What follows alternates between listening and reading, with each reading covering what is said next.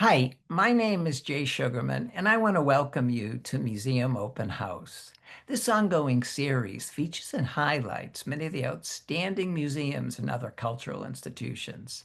The main purpose of most programs is to inform viewers about current and upcoming exhibits, various programs, resources, and other opportunities that are available for the general public. Today, via Zoom, we're fortunate to have as our guest Dr. Robert Wolterstorff from the Center for Maine Contemporary Art. Robert serves as the executive director of the center, and he's here today to inform us about New York and Maine-based artist Nicole Wittenberg's outstanding exhibition entitled Cheek to Cheek, which is on display until September 14th.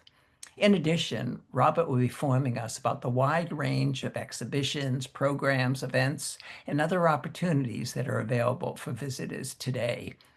Let's start by meeting Robert and finding out all about Cheek to Cheek. Welcome. So delighted to be able to be here. Well, it's an incredible pleasure to be invited and to join you. Thank you, Jay. With the concurrent exhibitions at the Algonquin Museum of American Art and in Paris, this truly is the season of Nicole Wittenberg. Eager to find out more about Cheek to Cheek and have you inform viewers. But before we jump right to that, I think it would be of interest if you'd share just a little bit about your background, professional interest, and what attracted you to the center. Okay, so I should start by saying I'm pretty new here. I've only been director since last July and started full-time in the fall, so less than a year. I have the sense that I'm still making it up. There's a little aspect of faking it too, maybe, but I'll get into that. So my background, I grew up in Michigan, and I actually studied biology as an undergraduate in college and finished that degree, but I started looking around for other things, and I settled on art history, and I have actually a master's degree and a PhD in art history. And after the master's degree, I was an intern in the Philadelphia Museum of Art in the Prints and Drawings department, and I met my wife there. And she grew up in Maine, so I've been coming here for Ah, 30 years, something like that. mm, But before that, I had a number of director jobs, and most recently, I was director of the Bruce Museum in Greenwich, Connecticut, mm. and I finished a campaign there, and we built a new building. The end of that was a good time to make a transition. I'll make an obvious point. This is a gentler life here, and it's Maine. It's a place that everybody wants to be. And I had planned to retire here, and I kind of accelerated that getting here, maybe 10 years before I retire. So how good is that? It's really great. Sounds Um, wonderful. and I have to say, I also love the opportunity to work with artists in contemporary art, but I should make the point that I studied 18th century British architecture. So, this is kind of outside of my natural skill zone, but I have to say I have effectively a strong concentration in European modernism, meaning Impressionism to World War II. And as a director of museums, I have always loved artist studio visits. And essentially that's because I'm curious and I love people. But I'm also fascinated with the idea of creativity and where ideas come from. And you encounter that in the artist studio. And I do joke that I'm thinking of it as the director of a contemporary museum, but I want to make this point too. The director here in the past has always been director and curator. I like to Mm, say that Suzette McAvoy, in effect, was the founding curator of CMCA. She wasn't really, because we're 73 years old. We have a big anniversary coming up. But Suzette McAvoy was the curator director who created the new building, and I'll show an image of that shortly. Um, but she was director curator, but the board in its wisdom divided the roles so I can specialize. And obviously directors are about setting the mission, um, planning, leading the staff, and fundraising. And we've just hired a great curator. When I say just, that was last week. We're recording in early June. wow. Grant Walquist, who had his own gallery in Portland for 7 years. So a great catch for us. Robert, we have a lot to cover in the limited time, but let's start with hearing a little bit about the history dates back to 1952. How do you see its mission evolving in today's cultural and social climate? So, of course, there's the introductory slide. We're talking about Nicole Wittenberg and cheek to cheek, but we've been doing some background to that. Yeah, so CMCA, again, you said the Center for Maine Contemporary Art was actually founded as Maine Coast Artists in 1952. And it was initially an artist collaborative, so artists getting together to show and sell their own work. And it was founded in the small town of Rockport, which is just 6 miles from where we are. And here are some of those early artists. I will say it was not as high a vision of art as it is now. Now we think of high artists, painting and sculpture. There was a great deal of craft involved. I'm interested in getting back to those craft roots at some level. But we also proudly say that we showed Alex Katz, for example, and Lois Dodd earlier in our history. And we gave Jamie Wyeth his first show when he was in his teens. So we have this Wow. great illustrious history. And I Yeah, look at yeah. this group of people and I think, would they ever have dreamed that we would be here 75 years later and so transformed? And this is how transformed we are. I talked about Suzette McAvoy. So at some point in the late 90s, we were renamed the Center for Maine Contemporary Art from Maine Coast Artists.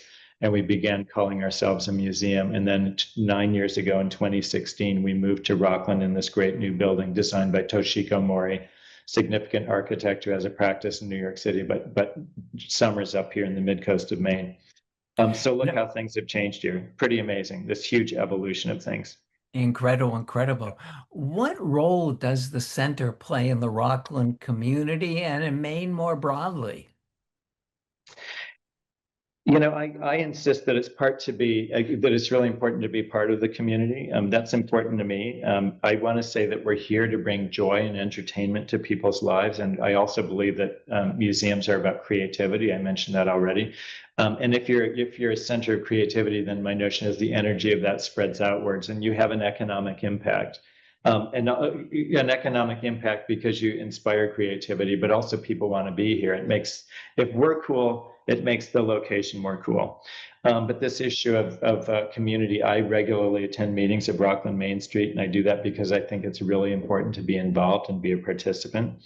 And we've got a free membership program for everybody who lives or works in Rockland that's supported by a local bank, First National Bank. Oh, Thanks to them for fabulous. supporting that. And we talk about museums as community institutions, and we think of that as reflecting the community. But I like to think that museums, especially in smaller towns, they create their own community. People make friends here. They connect with people who are alike, and I'd like to believe people who are not alike, but you forge friends that last a lifetime here. And we also have these powerful education programs. This is our art lab, and we're serving now over 2,500 participants a year in this relatively small mid-coast area. That's a big deal. But I have to say that the major, the community in the context, the major impetus for moving to Rockland is the Farnsworth Art Museum is quite literally a half block away. And Mm. so Rockland, the art capital of Maine, that's why we moved here. And the notion was that in coming here so close to the Farnsworth, that together we could make Rockland a stronger community. And there's now a burgeoning community of commercial art galleries along Main Street. So together we Oh, support each other fabulous. and we Fabulous. complement ourselves really, we complement each other really well, the Yeah, two museums. terrific. How do you think living and working in Maine affects the artistic process for creators today? Interesting. So creatives today, and I'm going to bring it back to old history. I want to say Maine has a huge impact, and I'm showing two images. Perhaps the most famous artist who ever painted in Maine, Winslow Homer, who's so identified with Maine. But there's a huge, great, deep tradition of landscape painting in Maine that goes back at least to the Luminists, to Frederick Edwin Church and Fitzhenry Lane. Um, Homer is arguably America's greatest painter, greatest artist before modernism. And here's one of his classic scenes of breakers hitting the shore of Prout's Mm. Neck, which is in southern Maine, near Portland. But I want to say this issue of what makes Maine art is so much richer and more complicated today because artists in Maine can be part of the world. They can connect by the internet as we are now, and they can get to New York City easily, and they know what's going on.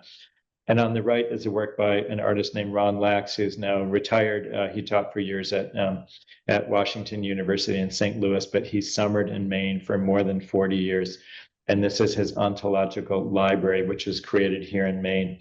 And I was sitting with Ron in his studio in Brunswick. This was back in December, and the sun was setting and golden sky. And he gestured outside and he said, my art doesn't look like Maine, but Maine has everything to do with it because my art is about the water and the light and the plants and the textures of Maine. So it's Mm. about this place. And one of the things he does is he puts objects in the intertidal zone. That might be true if you see that kind of fossilized book there in the Yes. intertidal Yes. zone to observe what happens. So he's both about material and there's this deep conceptual aspect to his work. Um, so you get this continuity of forms. And I want to say that both of these artists are about the edge. Homer's about the edge and Ron is about the edge. And they're both about a certain elementalism, about grand forces at work. And we're going to see that in Nicole Wittenberg's work too. So in Maine, you see these continuities, but a modernization, a contemporary aspect to the tradition. Fantastic, fantastic. Robert, in the 18 minutes or so we have left, a lot to cover. But before we see the Cheek to Cheek exhibition, just a few words about Nicole Wittenberg, maybe as a person, a little bit about her artistic style, influences. Sure, and I'm going to, for the most part, call her Nicole, and I am a little conscious of that. I wouldn't call Jasper Johns Jasper unless I'd met him, and I know Nicole pretty well. So for the most Okay, part, I'll talk about her as Nicole rather than Wittenberg. very Um, good. so she's a mid-career artist. She's been painting for about 20 years, more than 20 years, and I want to say she's really reaching her stride. And I don't want to say she wasn't in the past because she did great work, but I have the sense that there's a grand moment in her career right now. So she's from California initially. She was born in San Francisco, and she has a BFA from the San Francisco Art Institute. And then she got lots of awards and accolades. And she's done a lot of teaching. So she approaches painting both from a conceptual side, and also she's very aware of art history and her place in art history. So let me briefly look back to in her early 20s, she spent a year in Venice, and then she was experimenting with glass sculpture. So a year in Venice, but she was around the corner from um, the church there, which still has this painting by Tintoretto, the Presentation in the Temple by the Virgin, just around the corner from where she lived. And this is a huge painting. There's no person in it to show you, but it's 16 feet high and 14 feet wide. Wow, Um, yeah. incredible. So the figures in the foreground are slightly bigger than life size. So it's enormous and it's colorful and it's meant to tell you a story, to bring you right in. And there are these diagonals that bring you up, scale and color. And she loved these great public paintings. I think partly because they were public and in their original location still, but she loved that they're about heroic scale and gesture and color. Um, and so she especially was looking at the Venetian paintings of the High Renaissance, but she looks at the Baroque and she looks at the great Romantic painters of the 19th century. Interesting in all of our conversations, she's a landscape painter, but she never has mentioned Impressionism as an Hmm. influence. And I think it's these great pieces that have had more impact on her. So more immediately, some Maine painters that she looks at, and she tells me that Marston Hartley, this is Marston Hartley on the left, painter from the middle 20th century, American modernist, has had the greatest influence on her. And there's Marston Hartley painting the shore. So there's that idea of the edge again. Hmm. Uh, and then here's a photograph of the very much contemporary living painter, Alex Katz, standing in front of one of his signature paintings. And they're two of the leading defining painters of Maine. Now, Nicole first visited in Maine in 2012 for a show she was included in at Colby College, and she's been coming back ever since. So she has a home in New York City, but she's got a home here, and she just acquired a huge studio here, which she acquired just to paint the big paintings that are in the Oh, CMCA show. fabulous, fabulous, So two of fabulous. her favorite artists, and I want to say that in Hartley, we see a kind of moody, expressive landscape. I mean, we all know because we're used to seeing it, that's not really what it looks like, but it's a landscape that's about expression, not just expressiveness of the brushstrokes, but there's a sensibility to it. The subject is an active presence. And that's also true of Alex's paintings, where I've met Alex also, forgive me for referring to this great master by his first name, Katz. He's becoming increasingly abstract recently. They're not literal transcriptions of the real world. By the way, they both very much look at the real world. But he paints at a heroic scale, and it's a transmutation, an evocation with some expression in it of the real world. And Alex has been a friend and mentor, especially to Nicole Wittenberg. They stay in close touch, and he's been hugely supportive of her. So what has she been doing? And these are two paintings. You mentioned the two shows. These paintings are landscapes, which are in the Ogunquit Museum show right now. So she's got two shows going in Maine, and ours features huge flower paintings. You'll see that in a moment, which were made for our show. The paintings at the Algonquin Museum are all landscapes, maybe looking back the last 4 or 5 years of her career, and also an entire gallery of pastels. By the way, you can't tell how big these are. This one on the left, these are pretty big, maybe 6 by 8 feet on the left, and probably a 5 by 5 foot canvas on the right. So you see here the scale of cats, but the painterly expressiveness of Hartley. So, on the left, maybe, or in both cases, a sort of sacred landscape that seems invested by spirits. And one thing I love about these paintings is there's a kind of deliberate clumsiness to them, like late Philip Guston. I just love late Guston, these weird, clumsy trees, and they seem animated as though they could pick up their roots and begin walking. I love that about it. And also the kind of plant in the foreground of the left painting reaching towards the light. There's this animated quality to it. So they're invested with feelings, brilliant candy colors on the left, and nevertheless, not just bright colors, but a really sophisticated use of color. Oh, Now, the artist David Sally has written about her paintings, the melancholy in Nicole's paintings, and that's more obvious in this nocturne on the right, but I think you see it in both of them, a slight melancholy. So ultimately, her landscape paintings are about expression and feeling, and yet there's this incredible swashbuckling aspect to the craft. The craftsmanship is extraordinary. Her skill with the paintbrush to blend and to smear paintings, a huge amount of control, but then a deliberate toleration of accident. The smear and the drip. I see these as being the pinnacle of her skill and achievement right now. So let's really transition to the appreciate, Robert, your insightful commentary is fabulous. The background and the connections. As we come to 12 minutes remaining, can you share how Cheek to Cheek came about, a little bit about that, and then we'll enjoy some of the work that's on display? Sure. So cheek to cheek, I had very little to do with it, as I like to say, because I'm new. I pulled it across the finish line, but the idea came up was originated by my predecessor, Tim Peterson, who was the director curator just before me. He'd known Nicole for some time. We'd shown some of her paintings, and he was working with Devin Zimmerman, the curator at the Algonquin Museum. But I want to say that Nicole was an active force in this, very much so, and. Tim offered her a show about 4 years ago, but she said, I want to be in the main gallery, the big gallery that's 50 feet square and 16 to 20 feet high. It's got a zigzag ceiling. That's why I'm careless with the dimensions, the height. She wanted to be in there and she was willing to wait for it, but she painted paintings for the show. So let's talk about that briefly. So she works en plein air initially. She does these wonderfully quick pastels. You're seeing a pastel on the left, and you're seeing a painting that's in our show on the right. Let's be clear, huge divergence in scale here. The pastel, as you can see on screen, is 12 by 16 inches. The painting is 9 feet square. So she Incredible. works, yeah, incredible. And it was difficult transferring the touch and spontaneity of the pastels to the paintings. And you see that pastel, actually, let's look at the next image. There she is working in her studio, and that shows you the difference of scale. There she is in front of that painting. Wow. Fabulous. Pastel is an opaque medium. They're essentially kind of oily chalks, and each is one color, and you can't blend them except to blend them on the surface. But they're unblended and brilliant. And she uses for her pastels. She takes advantage of the ground color of the paper. But the issue in translating them to this bigger scale, she wanted to translate the brilliance of the pastels, and she found a problem. And it seems intuitive to all of us, and to her, you use a white ground. When I talk about a ground, it's the color you paint the entire canvas before you paint the painting.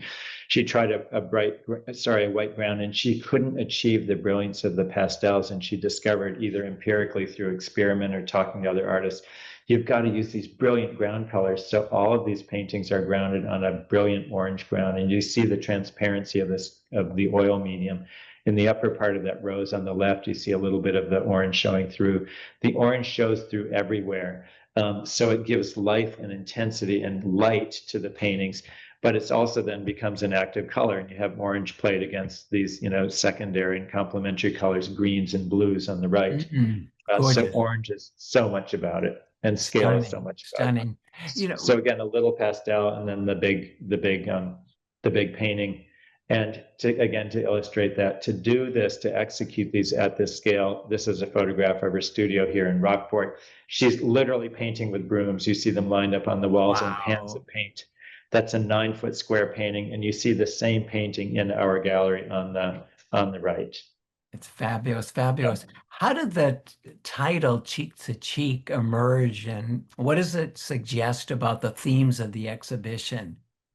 So the title, and it's her own title, the title comes from the song in the 1935 movie Top Hat, which starred Fred Astaire and Ginger Rogers. We'll come back to them later.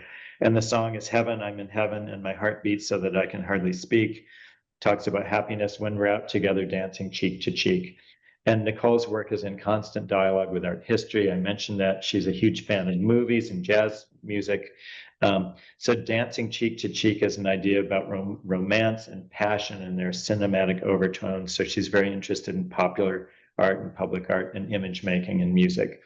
And she talked about her desire to make romance pictures. And I think we talked about this. There's the scale of the paintings. That's me, of course, shows the scale of the paintings in that Wow. great, our main gallery, which is 50 feet square and 20 feet high. Oh, yeah. Um, so romance paintings, this issue of art history, this is Delacroix's Liberty leading the people with real people in the foreground to show you the scale. She's competing with this. This is a highly political painting about the French idea of liberty, equality, and fraternity. And there is actually meaning in Nicole's flower paintings. Flower painting seems innocuous. This is a picture I took of, just flowers growing wildly, naturally. But now I'll reveal this is literally across the street from the museum here. And they've sprung up because nature wins out, squeezed between the sidewalk and a parking lot. And that was her idea. I'm going to quote from her, it's always been a hope of mine to make art for everyone, art that lifts us up so there's a positive aspect to this. These purple wildflowers, she was writing about other ones, sweet Williams, they grow on the side of the road without tending, and they return year after year despite efforts to contain them or weed them out. So there's a kind of a subversive aspect to her flower paintings that let's go back to one of the flower paintings. There's a subversive aspect to them. She began painting them just last year in the difficult, fraught election year, and she sensed the unease of the country. And so there's this compression of space. They're pushed up against the picture plane. There's no space, and this huge energy of them. So they're about anxiety, but they are also about positiveness. That nature will out, and we're all going to win out. And I'll go to a quote many of us are familiar with. The Jeff Goldblum character in the first Jurassic Park says, "Life finds a way." Jeff delivered the line better, of course. Life finds a way. Nature's there, and so these are meant to be encouraging and positive. We're going to get through whatever side of things you're on. This will be okay. We're going to get through it, and we're going to be together. Robert, you've curated an incredible selection of images to highlight the important points. In the 5 minutes left, please choose what you'd like to focus on, especially leaving our viewers with before they jump right out and go visit and see the exhibition. Okay, so I'll try to compress this. So I've talked about her interest in art history, and this is Rubens, and you see the translation of the same color and the dynamic movement, the diagonals going off the screen. So Rubens, this is a big painting. Here's Jackson Pollock. There's an aspect of action painting. Action painting is the idea that a painting records the act of making it, and so drips and swipes are part of it. But I'll point out that these are all big paintings, and I think she and I have never talked about this, but I think that there's a little bit of gender competition here too. And I pointed out earlier that Top Hat, the movie, was Fred Astaire and Ginger Rogers, and Ginger very famously said, people noticed Fred's dancing, but I had to do all the same moves, but I had to do them backwards. Wow. So I think that she is competing, that Nicole is competing with this entire art historical past, which has been forged by broad-shouldered males, the Western tradition, the swashbuckling tradition, and she's competing with it and she's winning. That's what Nice. I think. That's one Nice. of the big points I would make.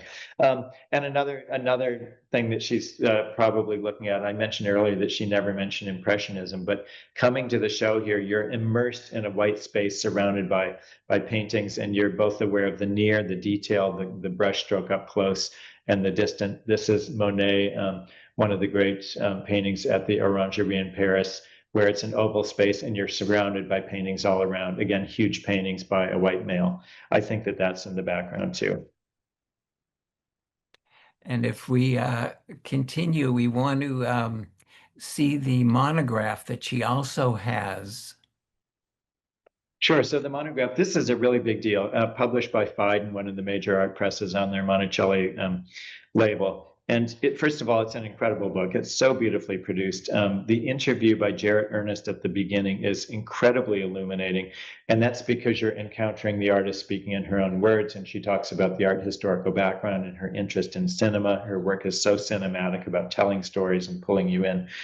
But also because Jarrett Ernest asked the right questions. And I'm delighted to say that we have him speaking at CMCA coming up on August 18.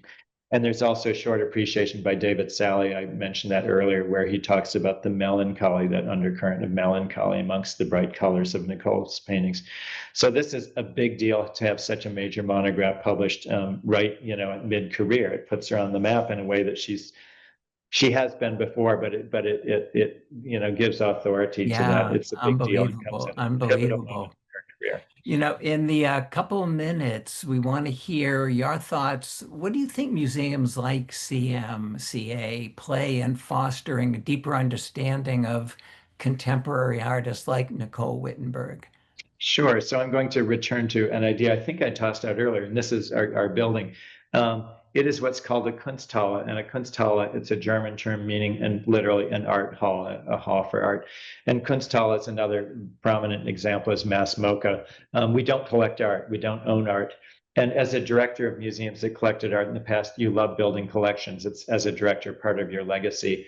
And that kind of, I was disappointed when I came here, we didn't have a permanent collection. But I want to point this out. A permanent collection gives you definition. It's an anchor that defines you, but it can also be an anchor that holds you back.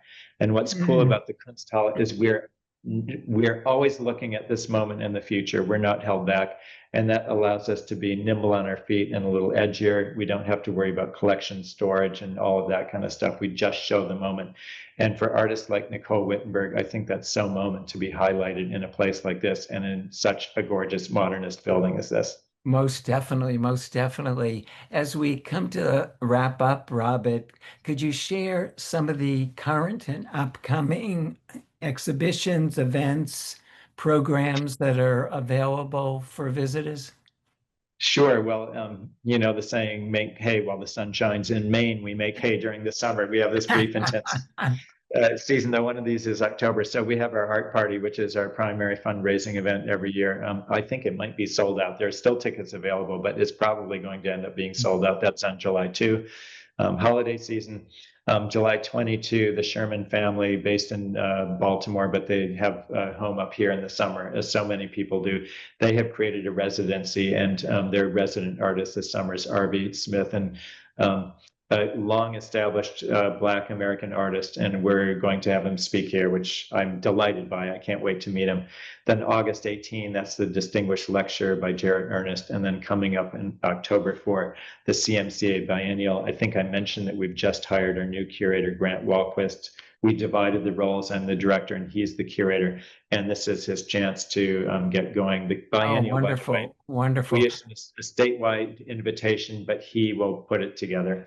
Jurors Terrific, choose it. He terrific. puts the show together. So much to look forward to. Unfortunately, Robert, we've come to the end of the program. Thank you so much. This was so insightful, both about the Cheek to Cheek exhibition, Nicole Wittenberg, and all that the Center for Maine Contemporary Art has to offer. Continued success with future endeavors. You're off and running in the first year plus, so congratulations.